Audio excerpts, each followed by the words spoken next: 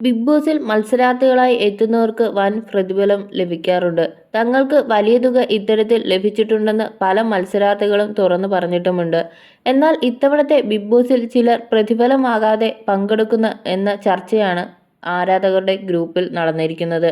പുറത്തായതിന് പിന്നാലെ മത്സരാർത്ഥിയായ അഭിഷേക് ജയദീപും ഇതിനെക്കുറിച്ച് സംസാരിക്കുന്നുണ്ട്. ചിലർ പണം വാങ്ങാതെയാണ് മത്സരിക്കുന്നത് എന്നായിരുന്നു അഭിഷേക് പറഞ്ഞത്. ഇതോടെ ഇത് ഗബ്രിയാണെന്നൊക്കെ സംശയമായിരുന്നു ആരാധകർക്ക്.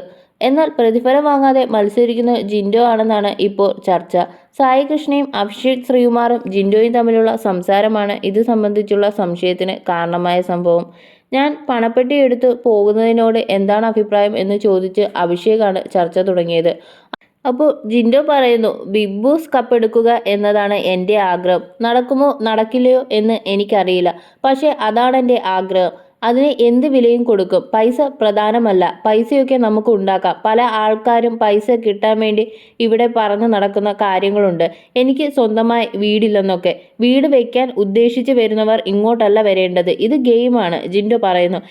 ഇത് ജിൻഡോയുടെ കാഴ്ചപ്പാട് മാത്രമാണെന്നും എല്ലാം കഷ്ടപ്പെട്ടാണെങ്കിലും ഉണ്ടാക്കിയതിന് ശേഷമാണ് ചേട്ടൻ ബിഗ് ബോസിലേക്ക് വരുന്നതെന്നും സായി ഇടപെട്ട് പറയുന്നു. പൈസയുടെ മോഹം കൊണ്ട് ആരും വരരുതെന്ന് പറയാനാകില്ല. പിന്നെ എന്തിനാണ് ബിഗ് ബോസ് 50 ലക്ഷം പ്രൈസ് മണി വെക്കുന്നത്?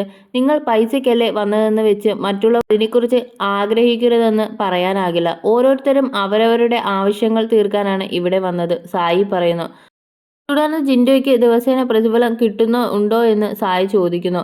ഇതിന് എന്നോട് ബിഗ് ബോസ് ടീം പ്രതിഫലത്തെക്കുറിച്ച് പറഞ്ഞപ്പോൾ ഞാൻ പറഞ്ഞത് ഞാൻ പ്രതിഫലത്തിന് വേണ്ടിയല്ല വരുന്നതെന്നാണ് ജിൻഡോ മറുപടി നൽകി.